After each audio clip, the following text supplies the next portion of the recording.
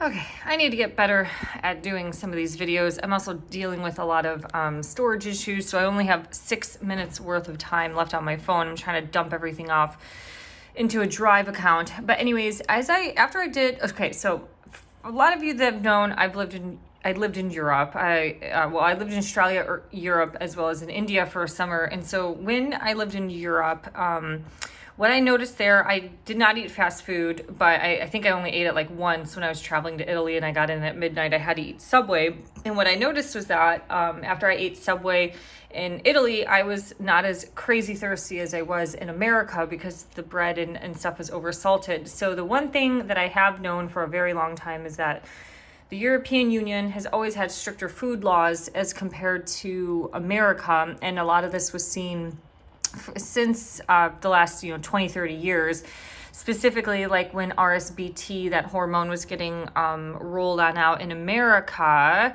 for the cows to produce more milk. Europe and Canada banned that immediately, but because they did not trust that chemical, and they saw it as inhumane labor practices for the cows, as well as they didn't understand the long-term effects, because the short-term scientific studies at the time showed that it was not positive for humans, and I think as well as for animals. But America just rolled on out with it. So we have to understand, through my qualitative experience of living in Europe, is that fast food in these other countries are actually a little bit cleaner. I still do not suggest supporting those businesses in general, because it's still all garbage and crap. But however, the beef in Germany, McDonald's in Germany got the beef from farms in Germany. Certain things like their bread was not allowed to have certain toxic chemicals in it. So after I did the last video, I just kind of like briefly scanned this. And so actually what I showed you were two perfect examples of like this whole debate in science between, I guess you could say, like good and bad science. Now we have the University of British Columbia. This is a scientist who's like, you know what? I read these ingredients, and guess what? I'm not loving them. And then you have Syracuse.com, which is a main. It's a news source for the state of New York, but this is where the manipulation comes in. This is where journalism is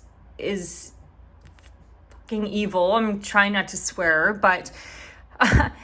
Most people don't read an entire news article. So you see this headline that says McDonald's fries, chemicals could help cure baldness, study says. So then when you actually go down, a new study says a chemical used by McDonald's for fries could also help cure for baldness.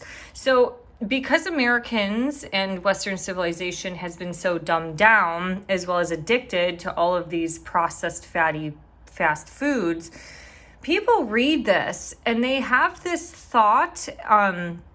There's a whole world of psychology behind, the title of a headline and the photograph, and they're linking up this notion that if they continue to eat this stuff, then they will be able to cure this problem, when in reality, this food is the fucking problem that is causing all of these metabolic disorders. And I'm sure baldness and losing your hair and stuff like that is going to be greatly linked to the quality of your metabolism and the nutrients. It's not necessarily about the energy quantity that does have an effect. You can't just binge eat a bunch of food and expect to be healthy, but it's about the quality.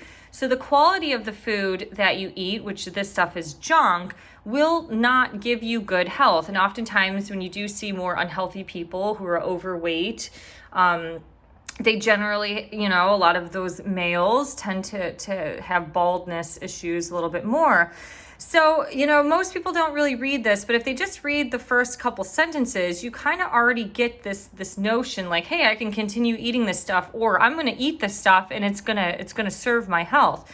But then if you scroll all the way down toward the bottom of the article, and if you actually read the whole thing, it says, but if you're bald, eating more fast food won't turn you into Fabio or Rapunzel.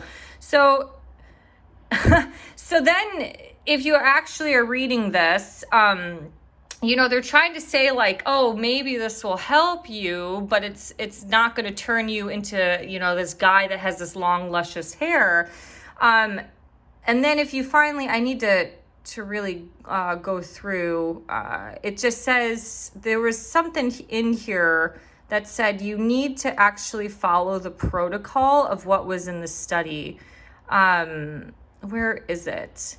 I got like 40 seconds left before my phone runs out of storage. But anyways, this is just a perfect example of how manipulative the mainstream media can be, and how journalists who don't understand science can spin these things for whatever promotion or cause that's going on. I've worked for enough journalism agencies, and I've had friends that have been quoted by national health magazines.